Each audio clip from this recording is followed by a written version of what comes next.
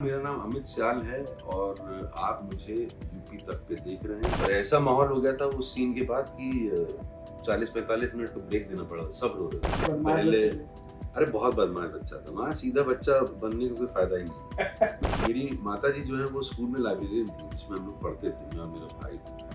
तब भी बदमाशी नहीं छोड़ी जा रही थी। जब भी कोई हरकत करते थे सीधे मम्मी के पास खबर पहुंचता था। ज्यादा ही चली गई रंगबाजी, तो माता जी हो गई अलर्ट, ये सही जगह नहीं जा रहा है। और तो हम लोग वो तो गैंग वैंग बना लिया करते थे, छोटे छोटे ना बच्चे मिलके, उधर लड़ाई हो गई उधर लड़ाई हो गई, बड़े मजे आते थे उसको करने, पता नहीं क्यों आते थे, समझ नहीं आता। एक्टिंग में ना, एक्टिंग में कमाल की बात यह है कि आपको इतनी ये सब चीज़ों की नॉलेज होने की जरूरत नहीं होती, क्योंकि पॉइंट यही है कि मुझे लगता है ह्यूमन कंडीशन है कि तुम सारी जात पात हटा दो, धर्म हटा दो, सब हटा दो, ठीक है ना, फिर भी हम ना कुछ बहाना ढूंढ लेंगे एक दूसरे को मारने काटने की, गाली 100%। तो ऑटोमेटिकली निकल रही थी गालियां, मातृभाषा टाइप की निकल रही थी, वो भाषा थी, वो गाली नहीं दे रही। आया तो मैं अमिताभ बच्चन ही बनने के लिए, और मेरी मुझसे ज्यादा मेरी वाइफ जो है उस टाइम गर्लफ्रेंड जो थी, उनको लगता था कि यार ये बनेगा सुपरस्टार। फिर उसको धीरे धीरे समझ में आ गया कि इससे नहीं पाएगा। गुरु, दुनिया ही तिकड़म है। तिकड़म तो कानपुर भी है, तिकड़म तो दिल्ली भी है, मेलबर्न में भी तिकड़म है और मुंबई में भी तिकड़म है, और एक तिकड़म है जो आ गई है जियो सिनेमा में। ऐसे ही सारे तिकड़मों को समेटने वाले हमारे अपने मतलब कानपुर वाले अमित सियाल भैया जी हमारे साथ हाजिर हैं। सर बहुत बहुत स्वागत है आपका। बहुत बहुत धन्यवाद। तो सारे तिकड़मों की बातचीत करें, हमने जो गिनाया शायद आपने रिलेट कर लिया होगा कि कहाँ कहाँ से शुरू हुआ ये। लेकिन सबसे पहले बात तिकड़म की ही कर लेते हैं। आपकी फिल्म तिकड़म जियो सिनेमा में 2-3 वजहों से चर्चा है। एक तो कहा जा रहा है कि अमित सियाल का कैरेक्टर टूट गया है, पहली बार जो है पॉजिटिव कैरेक्टर में आ गए हैं और अब वो वाले अमित सियाल नहीं है। नहीं, सही बात है। जो काम किया पहले उससे बिल्कुल ही अलग काम है, और एक सीधे साधे बाप की कहानी, 2 बच्चे हैं, दादा दादी हैं, और बहुत ही प्यारे से छोटे से हिल स्टेशन में रहते हैं। बहुत हैंड टू माउथ एग्जिस्टेंस है, लेकिन खुश है सब, और जिंदगी से कोई जो है रुसवाई नहीं है। लेकिन जो जहाँ पे काम कर रहा था ये आदमी, वहाँ पे वो जो होटल के अंदर काम कर रहे थे, वो होटल बंद होने वाला है क्लाइमेट चेंज की वजह से, और अब उसको पहली बार जिंदगी में अपने परिवार को छोड़ के बड़े शहर में मुंबई में जाके नौकरी करनी है, ढूंढनी है। और जो आपने इतनी सारी तिकड़म लगाई है हर शहर के सामने जहाँ पे मैं रहा हूँ तो इस वाले शहर की तिकड़, इस वाले पिक्चर की तिकड़म ये है कि बच्चे कैसे तरकीबें लगाते हैं, तिकड़में लगाते हैं कि बाप को जाने से रोक पाए। तो इस तरह की कहानी है। और मुझे एक्चुअली में किसी ने फ़ोन करके बोला, दोस्त ने कि यार मैं फिल्म देख रहा था तुम्हारी, और मुझे लगा कि अभी ये कुछ करेगा ना, अभी ये तुम्हारा कैरेक्टर कुछ करेगा, और इतना शरीफ कैसे हो सकता है ये। और बोला कि लेकिन बड़ी खुशी हुई मुझे कि तुमने कुछ नहीं किया यार, बहुत अच्छी फिल्म है और रुला दिया तुमने। तो मैंने कहा चलो, अभी तो बाकी कैरेक्टर्स को रुला रहा था मैं बाकी चीज़ों में, अभी ऑडियंस को रुला रहा हूँ, अच्छी बात है। नहीं, आपने बहुत सारे लोगों से काम किया। मैं तिकड़म पे एक और सवाल लेता हूँ, बच्चों के साथ काम करना कितना कठिन है? क्योंकि बड़ा अलग है, हम लोगों के लिए तो बहुत देखने में बड़ा आसान है, लेकिन कैमरे की एक्टिंग बहुत अलग है और साथ में बच्चे, ये एक्सपीरियंस कैसा रहा? यार आई थिंक अगर बच्चों की बात करें ना, मुझे बिल्कुल भी कुछ प्रॉब्लम नहीं हुआ, मुझे बच्चे वैसे ही बहुत पसंद हैं। और मेरी बच्चों को ना, अगर बच्चों को समझदारी के साथ उनको समझदार समझ के उनसे बात करो ना, और बच्चा ना समझ के बात करो, तो बच्चे बहुत समझदार होते हैं। हम लोग बच्चे को कि बचपना होगा, बच्चे की तरह बात करो, उन्हें इसको क्या पता होगा, उनको सब पता होता है। और ये बच्चे तो आप पिक्चर देखेंगे तो आपको समझ में आएगा क्या काम किया हम लोगों ने, और प्रोफेशनल बच्चे हैं भाई। मतलब मैं अपना मार्क कभी कभी मिस कर जाता था, वो नहीं करते थे, और एक बड़ा अजीब और बड़ा प्यारा अनुभव हुआ मुझे उनके साथ कि हम क्या है ना, अपनी अपनी जिंदगियों में रोजमर्रा की धक्के थपेड़े खा के अपनी वल्नरेबिलिटी और इनोसेंस भूल जाते हैं। आप बच्चों के साथ जब काम करते हो तो वो इनोसेंस आपको वापस मिल जाती है। तो मुझे लगता है कि मेरी भी परफॉर्मेंस में उन अच्छी परफॉर्मेंस होने में उनका बहुत बड़ा हाथ है कि वो जो एक सर्टेन इनोसेंस चाहिए थी इस कैरेक्टर में प्रकाश के जो मैंने किया है, वो उनका काम देख के, उनका बीइंग देख के भी वो आया है उसके अंदर। प्लस 30-35 दिन साथ में रहे यार, और इतनी खूबसूरत जगह थी, खुरपाताल करके एक जगह है और छोटा सा गाँव है वो, और खूबसूरत मतलब एकदम खूबसूरत गाँव, छोटे-छोटे घर, हर घर के पीछे खेत, हर खेत में उगती हुई सब्जियाँ। टिपिकल उत्तराखंड का गाँव है। हाँ, और यार एकदम ताज़ी हवा, ताज़ा खाना, ताज़े लोग, ताज़ी बातें, और जब आप ऐसे माहौल में रहते हो और सब एक साथ रहते हैं, तो वो एकदम परिवार जैसा बन जाता है। तो वो बच्चे मेरे ही बच्चे बन गए थे वो। उनके माँ-बाप भी थे साथ में, लेकिन वो इतने प्यारे थे कि मतलब इतनी अच्छी हमारी दोस्ती और समझ हो गई थी एक-दूसरे के साथ कि एक सीन है फ़िल्म में कि वो मेरी जो बेटी है, वो मैं बार-बार कपड़े जो है सूटकेस में रख रहा हूँ और वो आके सूटकेस से निकाल के बाहर अलमारी में वापस रख रही है कि मतलब जाने नहीं दूँगी तुम्हें, छोड़ के हमें। और क्या रोए हैं हम दोनों यार, मतलब वो लिखा नहीं था सीन ऐसा, वो हो गया उस टाइम पे, और मैं तो हैरान हो गया कि एक क्लोज़अप लगा था और उसने मेरे आँसू-आँसू भी पोंछे। तो मैंने विवेक जो अंसालिया जी। डायरेक्टर, उनसे पूछा, मैंने कहा, "ये तुमने बताया था क्या करने को?" तो उसने बोला, "बिल्कुल नहीं, अपने आप हो रहा था ये।" और ऐसा माहौल हो गया था उस सीन के बाद कि 40-45 मिनट का ब्रेक देना पड़ा, सब रो रहे थे। और तो मतलब बहुत ही ज़हीनी इथीरियल जिसको बोलते हैं इंग्लिश में, उस टाइप का एक्सपीरियंस था इस फ़िल्म में काम करना बच्चों के साथ। बिल्कुल। तो जो दर्शक अभी तक मिश्रा जी और मौर्या जी को देख रहे थे, अब वो इस किरदार को भी देख सकते हैं कि कैसे एक बच्चे के सामने रोते हुए आप नज़र आए। लेकिन जब हम बच्चों की बात कर रहे हैं, आपके बचपन की भी बात करते हैं, कानपुर जैसा शहर, मतलब जिस शहर को ही आप लीजिए, मतलब वो लखनऊ नहीं ना जहाँ पे चर्चा ही हो कि तमीज़ की बातचीत हो, वो सिर्फ रहने के लिए है क्योंकि वहाँ पे बहुत सारी फैक्ट्रियाँ थी और बहुत सारे लोग रहते थे। आपका बचपन कैसा रहा कानपुर में? यार कानपुर की तो मतलब क्योंकि पैदा बड़ा वहाँ हुआ, तो वहाँ की यादें जो हैं वो तो अनबीटेबल है। सीधे बच्चे पहले थे, बदमाश पहले बच्चे थे? अरे बहुत बदमाश बच्चा था, वहाँ सीधा बच्चा बनने का कोई फायदा ही नहीं। और बदमाश था, और मेरी माता जी जो है वो स्कूल में लाइब्रेरियन थी जिसमें हम लोग पढ़ते थे, मैं और मेरा भाई। तब भी बदमाशी नहीं छोड़ी जा रही थी, जब भी कोई हरकत करते थे सीधे मम्मी के पास खबर पहुंच जाती थी। और वो लड़कपन होना भी चाहिए यार बचपन में, वरना बचपन तो लॉस्ट हो जाएगा। सीधा बच्चा बन के क्या फायदा है? सीधा बच्चा होता तो एक्टर नहीं होता भाई अभी। नहीं, मैं यही कह रहा हूँ कि जैसे कि जिन जगह से आप, मैं कानपुर की बात है, आसपास पूरा इलाका, अब आप किसी बच्चे से आज भी पूछेंगे तो बोलेंगे नहीं भैया डॉक्टर बनना है, इंजीनियर बनना है। उस बीच में एक्टर बनना या इसकी ख्वाहिश आना, इसकी शुरुआत कैसे? यार मेरी माँ जो है ना, वो बहुत इंस्ट्रूमेंटल थी इस चीज़ में कि सिर्फ पढ़ाई मत करो, स्कूल सिर्फ पढ़ाई करने के लिए नहीं होता। पढ़ाई में ध्यान देना चाहिए, क्योंकि फिर क्या है कि तुम्हारा एजुकेशन अगर अच्छा है तो उन दिनों यही 4-5 प्रोफेशन होते थे, जैसे आपने बोला डॉक्टर, इंजीनियर, चार्टर्ड अकाउंटेंट बन गए, है ना? या फिर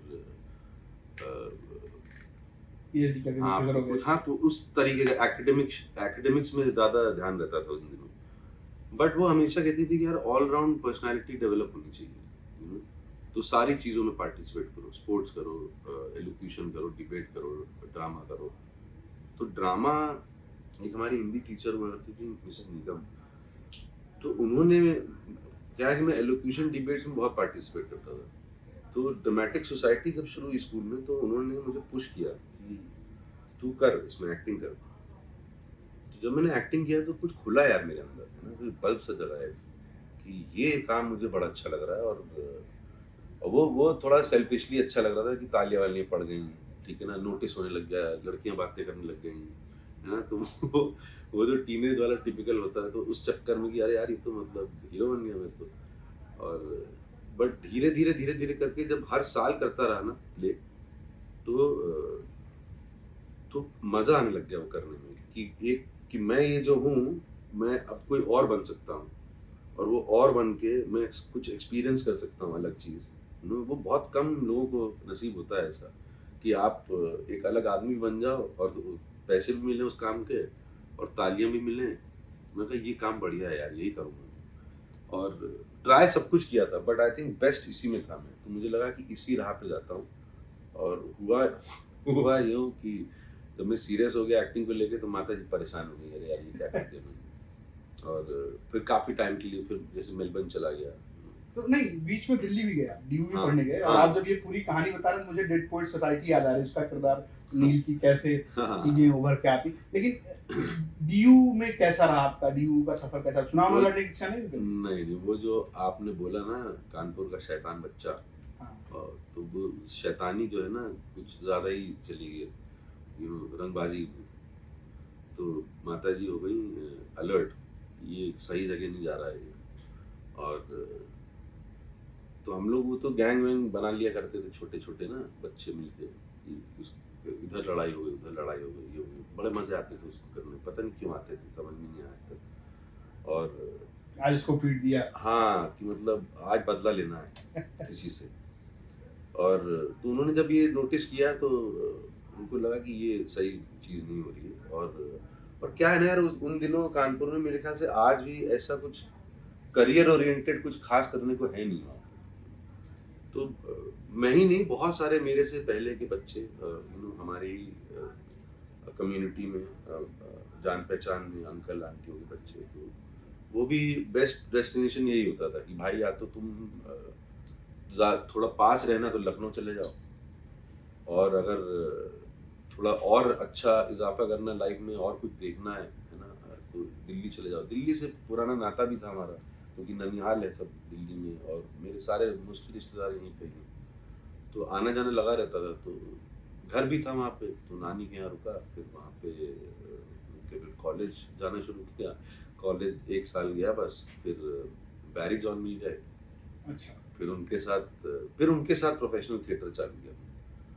तो दिल्ली ने थिएटर को ज्यादा, हाँ वो मतलब वो एक प्रोफेशनल सेटअप में ले गया मुझे। और बैरी के साथ काम करके सिर्फ एक्टिंग ही नहीं करी मैंने, बहुत सारी चीज़ें सीखने को मिली, स्टेज डिज़ाइन, लाइटिंग, साउंड, और प्रोडक्शन कैसे किया जाता है।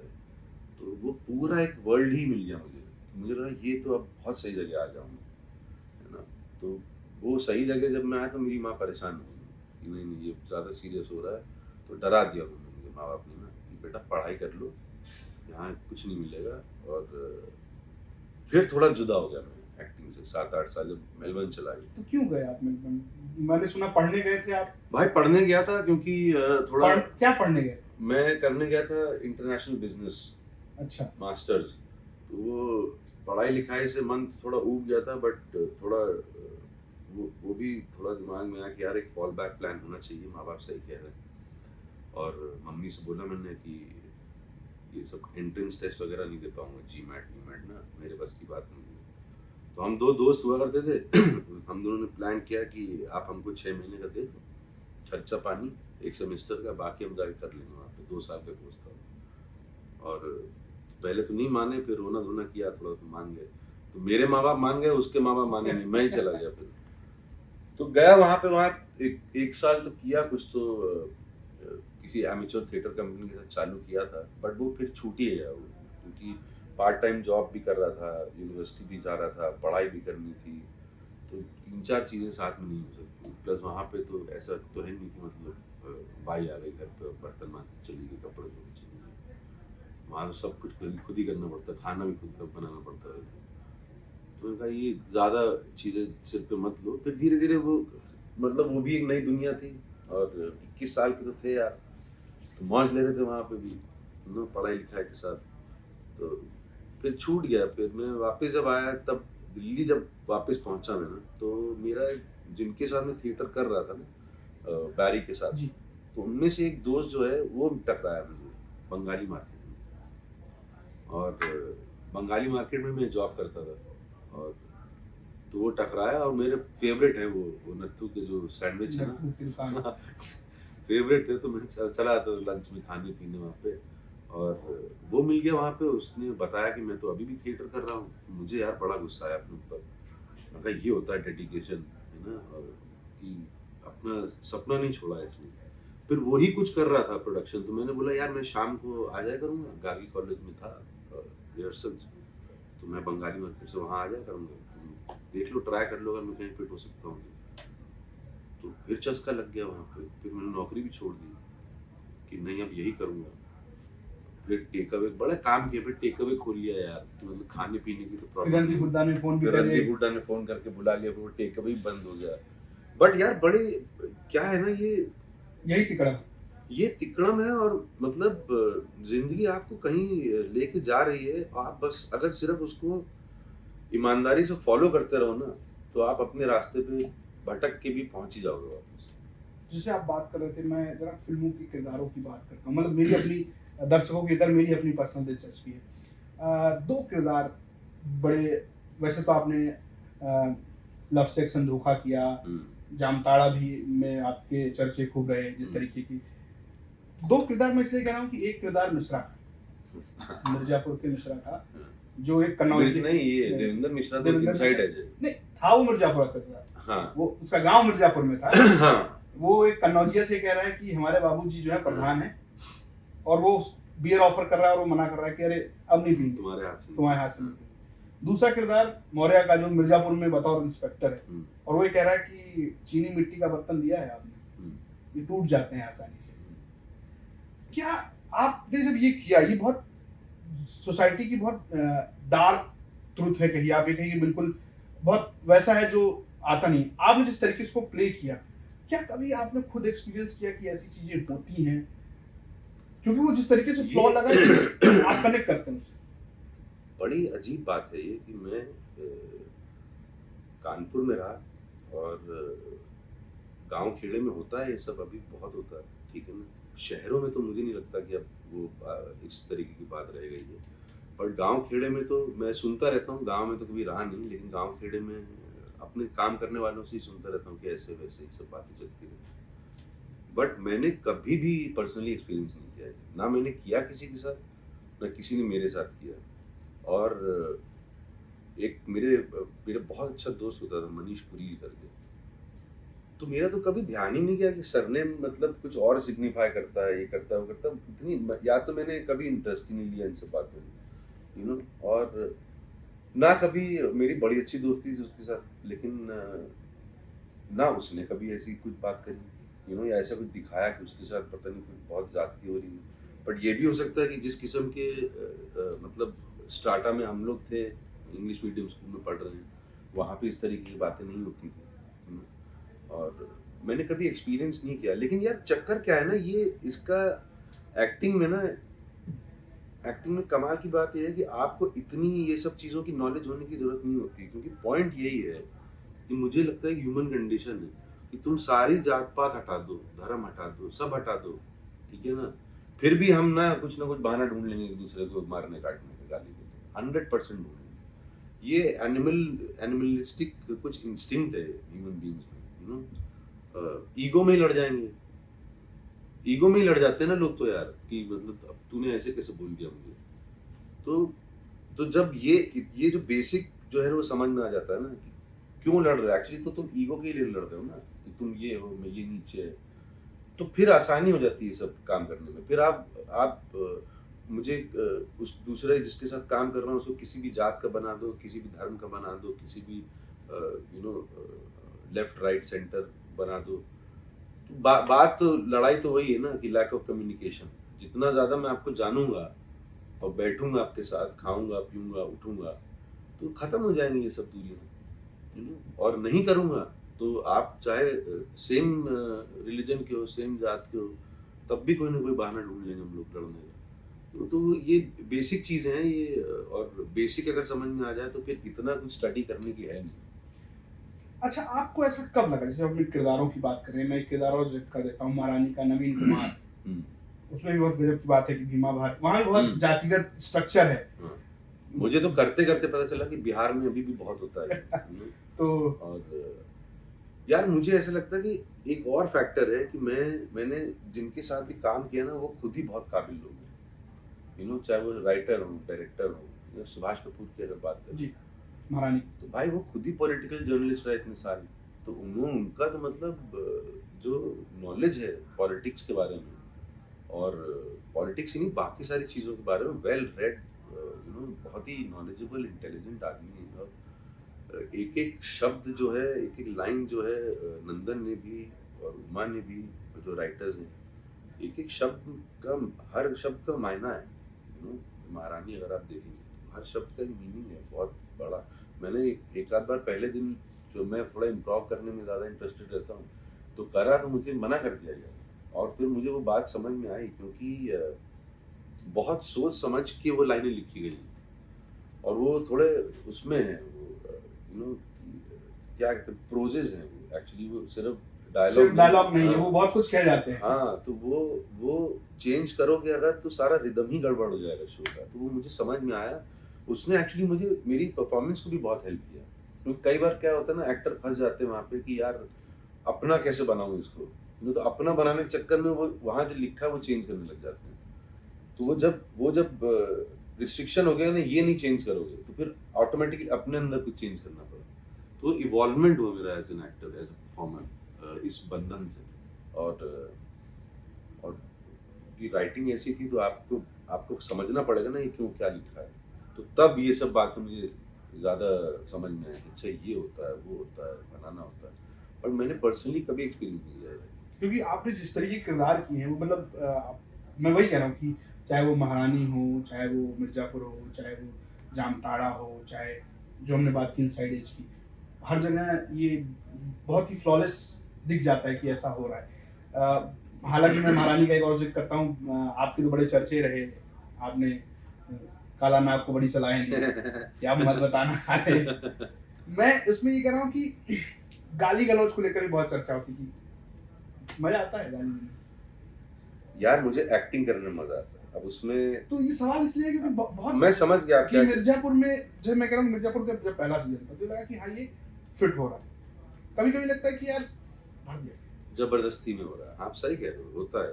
और यार ये भी एक बड़ी अजीब सी दुविधा है, ह्यूमन कंडीशन ही कह लीजिए इसको, कि एक चीज चल जाती है ना, तो फिर बहुत सारी चीजें वो भेड़चाल में जबरदस्ती की पिलाई होने लग जाती है ना, कि ये ऐसा ही कुछ बना दो, तो फिर ऐसा ही बनाने के चक्कर में वो फिर राइटिंग भूल जाते हैं लोग, उसमें गाली डाल दो इसके अंदर, इंटरेस्टिंग हो जाएगा। ऐसा नहीं होता। देवेंद्र मिश्रा का कैरेक्टर जब मैंने किया था, तो जिस फ्रस्ट्रेशन और आंग से मैं गुजर रहा था ना उस समय, वो ही था देवेंद्र मिश्रा, तो जब आदमी फ्रस्ट्रेटेड है, ऐसा है वैसा है, ऊपर से स्ट्रॉन्ग आदमी है, स्ट्रॉन्ग कैरेक्टर है, तो ऑटोमेटिकली निकल रही थी गालियां यार, मातृभाषा टाइप की निकल रही थी, वो भाषा थी, वो गालियां नहीं दे रहा था।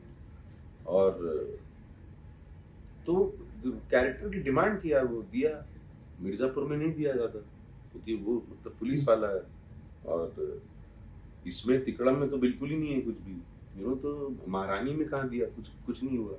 एक दो जगह हाँ, वो तो मतलब गाली ही नहीं कह सकते, वो तो मतलब मैं बोलना नहीं चाहता हूँ वो गाली कहाँ है यार, वो तो मतलब भाषा है वो। और यार गालियाँ देखो, हमारे जबरदस्ती में अगर डालोगे ना, तो जैसे आपको भी दिख रहा है, ऑडियंस को भी दिख जाएगा, और दिखता ही होगा, तो पता चल जाता है कि जबरदस्ती में।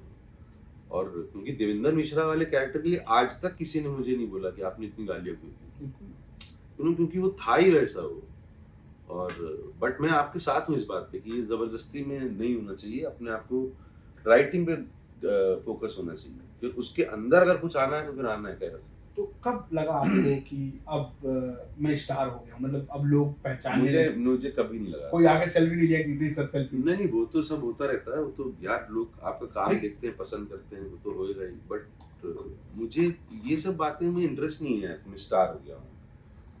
मुझे अच्छा काम मिलता रहे और घर चलाने के पैसे मिलते रहे, ठीक है ना, और इतने पैसे कमा लूं कि बुढ़ापे में किसी के सामने हाथ न फैलाना पड़े। आदमी जब मुंबई आता है तो अमिताभ बच्चन बनने के लिए आता है। आया तो मैं अमिताभ बच्चन ही बनने के लिए था, और मुझसे ज़्यादा मेरी वाइफ जो है उस टाइम गर्लफ्रेंड हुआ करती, तो उनका लगता था कि यार ये बनेगा सुपरस्टार। फिर उसको धीरे धीरे समझ में आ गया कि इससे नहीं हो पाएगा, ये ऐसे ही एक्टर ही रहेगा ये, और ऐसे ही अच्छा है। और एक्टर तो मैं एक्टिंग का पहला वो जो था कि अमिताभ बच्चन को देखने के बाद यार ये क्या कर रहे हैं यार, ये ऐसा करना है कुछ लाइफ में, तो आया तो वहीं से था, बट फिर आप धीरे धीरे ज़्यादा घुसते हो क्राफ्ट में, तो फिर बहुत और दरवाजे खुलते हैं और बहुत सारे एक्टर्स दिखते हैं, बहुत सारे क्राफ्ट्समैन दिखते हैं। जब आप क्राफ्ट और एक्टिंग के बारे में समझता हूँ कि समय हमारे पास कम है, सीधा सवाल, मैं एक छोटा सवाल लेता हूँ, आजकल बहुत चर्चा में है, हम भी रील निकाल लेंगे उसमें, 5 फिल्में जो आप रिकमेंड करना चाहें। कोई वो नहीं कि आप हिंदी बताइए, अंग्रेजी, हिंदी, इटालियन। एक फिल्म जो है बहुत पहले की जिसने मुझे बहुत ज़्यादा इम्पैक्ट किया था, एक तो मदर इंडिया तो है यार, मदर इंडिया तो सबको देखनी चाहिए, ठीक है ना। फिर 2 आँखें 12 हाथ की शांताराम, और बलराज साहनी जी की भी कुछ कुछ फिल्में हैं, ये मैं हिंदी की बात कर रहा हूँ ना। बलराज साहनी की, मेरे को नाम याद नहीं उनके, बट मुझे बहुत पसंद है यार वो एक्टर बलराज साहनी। और एक फिल्म है शौकीन, देखिए आपने? एक अंकल साहब हैं, उत्पल दत्त हैं शायद उसमें, और अशोक कुमार हैं, ऐसा बहुत प्यारी पिक्चर है वो। और इंग्लिश में अगर जाऊँ मैं तो यार एक मेरे बड़े फेवरेट एक्टर हैं डैनियल डे लुइस, उनकी सारी फिल्में मैंने देखी हैं। वो तो गूगल करके ऑडियंस को, आप लोगों को सारी फिल्में उनकी देखनी चाहिए। और कुछ कोरियन डायरेक्टर्स, मैं नाम भूल जाता हूँ, बट कोरियन फिल्में भी बहुत अच्छी हैं। मुझे डेंजल वॉशिंगटन बड़े अच्छे लगते हैं, तो उनकी एक फिल्म है फ्लाइट, वो देखिए, बहुत बढ़िया फिल्म है वो। फिर एक डैनियल डे लुइस की लास्ट ऑफ द मोहिकन्स देखिए, लिंकन देखिए, और इरफान भाई की फिल्में देखो यार, है ना, और मनोज भाई की शूल देखो, सत्या देखो, बहुत कमाल का। उनकी 5 कैसे बताऊं यार, मैं तो आपने लंबी थोड़ी लिस्ट बता दी है, तो मैं एक्चुअली पता है कैसे देखता हूँ फिल्में, कि मुझे यार ये इस एक्टर का काम अच्छा लगा तो इसकी फिल्म, तो फिर इसका सब निकाल लो, ठीक है ना, या फिर ये डायरेक्टर कौन है तो फिर उसकी निकाल लो। आई थिंक वैसे ही देखनी चाहिए फिल्में। पढ़ने में दिलचस्पी किताबों में, या मैं इसलिए जिक्र कर रहा हूँ क्योंकि एक शख्स और हैं आपके थिएटर इंडस्ट्री के, मानव कौल, भाई वो तो खुद ही राइटर हैं। मैं भी कह रहा हूँ कि एक नया चलन मैं देख रहा हूँ कि बॉलीवुड में लिखना, थिएटर करना, तो क्या ऐसी चीजें भी करने की कोशिश, या ये आपको बड़ी अजीब बात लगेगी, लेकिन पता नहीं कुछ 5-6 साल पहले कुछ तो हुआ, और कुछ तो चेंज हुआ मेरे अंदर, शिफ्ट हुआ बेसिकली। तो मैंने ऐसे किताबें पढ़ता था, मैंने बंद कर दी। मैंने कहा यार ये ना, ये बहुत अच्छी हैबिट है पढ़ने की, लेकिन अभी मेरा जम नहीं पा रहा है इसके साथ, तो क्योंकि मैं ना अपने आप को पढ़ना चाहता हूँ, और अगर मैं एक्सटर्नली करता रहूँगा तो फिर उससे भी बहुत इंटरनल फ़ायदा होता है, बट मुझे जम नहीं रहा। 5-6 साल से मैंने कुछ पढ़ा ही नहीं है यार, और मुझे लगता है कि मेरा ज़्यादा रुझान वहाँ हो गया ऑडियो विजुअल मीडियम में, तो मैं डॉक्यूमेंट्रीज बहुत देखता हूँ, बहुत, मतलब जाऊँगा अगर तो डॉक्यूमेंट्री पे जाऊँगा सीधे, क्योंकि मुझे ऐसा लगता है कि आप सब लोगों से तो मिल नहीं सकते ना, सारी जगह घूम सकते हो, तो वो जो है ना, किताब जब आप पढ़ते हो तो आपकी इमेजिनेशन काम करती है, ठीक है ना। डॉक्यूमेंट्री जब आप देखते हो तो आपको सच दिखाई देता है उसके अंदर, तो वो मुझे एज एन एक्टर भी बहुत हेल्प करता है, कि अरे ये कमाल का कैरेक्टर है यार, है ना, ये कमाल की जगह है, ये कमाल के लोग हैं, तो डॉक्यूमेंट्रीज में ज़्यादा है मेरा मामला। तो हम बात किताबों की कर रहे थे, बात हम लोग फिल्मों की कर रहे थे, आपने बहुत सारी फिल्में सजेस्ट की। एक बड़ी चर्चा है, और ये चर्चा इस वजह से है कि हाल फिलहाल में बहुत सारे लोगों ने कहा कि फिल्में जो है वो इंटरटेनिंग पर्पस की होनी चाहिए। आप अगर थिएटर में जा रहे हैं, मतलब एक तर्क ये है कि मैं 7-8 घंटे की ऑफिस करके वीकेंड पे फिल्म देखने जा रहा हूँ तो मैं हंसता खेलता हूँ, मैं डिप्रेस ना हूँ। लेकिन क्लास फिल्मों में डिप्रेशन भी, ऐसा तो है नहीं कि सारी फिल्में आपको सिर्फ हंसा के बारे में। इस तर्क से आप कितने सहमत हैं कि फिल्में सिर्फ मनोरंजन के लिए? नहीं, ऐसा तो फिल्में तो मनोरंजन के लिए होती हैं। आप जब जाते हो हॉल के अंदर तो आपको पता है कि आप फिल्म देखने जा रहे हो, बट वो फिर भी आपको अपनी दुनिया में लेके जाती है, तो मनोरंजन तो होना ही चाहिए। बोरिंग फिल्में बनाने का क्या फायदा है? नहीं, बोरिंग और डिप्रेसिंग फिल्मों में अंतर किया, ऐसी फिल्म बनाई जो यार भाई देखो, मैं बताऊं इसका एक एकदम सरल आंसर देता हूँ।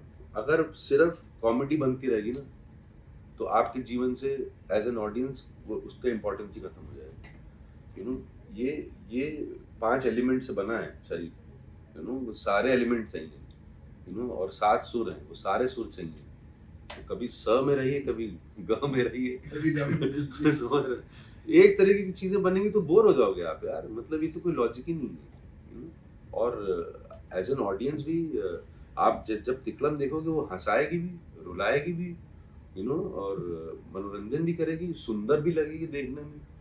तो सारी चीजें होनी चाहिए। कितना तिकड़म लगा ये कैरेक्टर तोड़ने में? मिश्रा, नवीन कुमार, मौर्य, जामताड़ा के विधायक से यहाँ, भाई मैं क्योंकि लोग कहते हैं कि मैं ये इसलिए कह रहा हूँ कि जब आप एक तरीके की किरदार में फिट होते हैं तो लगातार उस तरीके की किरदार ऑफर भी होते हैं। हाँ, वही तो चक्कर है ना यार, वही तोड़ना था मुझे। और मैं तो मतलब प्रार्थना कर रहा था ऊपर वाले से कि निकालो इसमें से मुझे। और क्या है, वो पर्सनल रिस्पॉन्सिबिलिटी भी होती है एक्टर की कि भाई ऐसे यही करते रहोगे तो बर्नट आउट हो जाओगे। तो बहुत ही सही समय पे आ गई ये फिल्म यार। और तो जितनी इंटेंसिटी भर गई थी ना, आप जब वैसे ही रोल करते रहे तो आपको लगता कि मैं ऐसा ही हो गया हूँ क्या, जबकि मैं ऐसा आदमी नहीं हूँ, मैं बहुत हंसी खेल वाला आदमी हूँ। लेकिन आप हो जाते हो ऐसे क्योंकि आप ही ने किए हैं वो सब कैरेक्टर, तो कुछ खुल गया आपके अंदर से, वो बंद तो हो नहीं रहा है। तो वो सुपरसीड ही हो सकता है किसी और चीज से, तो इसने आके वो सब इरेज करके एक अच्छा, एक ऊपर से इतने अच्छे रिव्यूज आ रहे हैं, तो बहुत खुशी हो रही है कि इस तरीके की फिल्में देख रहे हैं लोग, अप्रिशिएट कर रहे हैं, चल रही हैं। तो हम शायद हो सकता है कि हम वैसा बेंचमार्क करते हैं कि बाकी लोग भी ऐसी चीजें बनाएं। हल्की फुल्की चीजें बननी चाहिए जो कि बन नहीं रही हैं अभी इस टाइम पे। तो बिल्कुल अमित शाह जी, आपसे बात करके बहुत मजा आया। लेकिन उससे पहले दर्शकों से एक अपील कि अगर आपने अभी तक तिकड़म नहीं देखी है तो आप जियो सिनेमा पर जाकर ये फिल्म, जियो सिनेमा प्रीमियम, अब जाएगा आदमी तो ले ही लेगा। हाँ। आप जैसे ही बोलेंगे तो अगर आपने प्रीमियम नहीं लिया तो आपके पास आ जाएगा कि भाई साहब पहले इसको रिचार्ज कीजिए, पैसा लगाइए, फिर देखिए। तो अमित शाह जी बहुत बहुत शुक्रिया, आपसे बातचीत करके बहुत मजा आया। बहुत बहुत शुक्रिया भाई, बहुत। तो आपको भी एक अपील करनी है कि तो यूपी तक को सब्सक्राइब करें। तो नमस्कार, मेरा नाम अमित स्याल है और आप मुझे यूपी तक पे देख रहे हैं, तो इसको प्लीज सब्सक्राइब करिए। Thank you. देखते रहिए।